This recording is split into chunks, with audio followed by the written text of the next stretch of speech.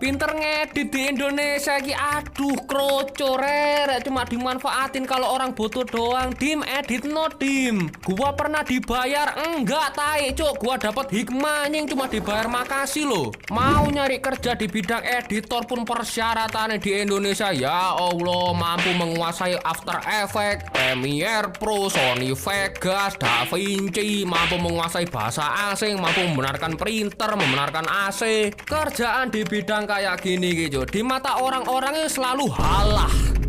Kata halah selalu ada, diremehin tai. Allah kok cuma gambar doang harganya mahal banget. Halah cuma ngedit doang. Rumangsane ngedit itu cuma tempel-tempel kelar gitu jo, repot tai.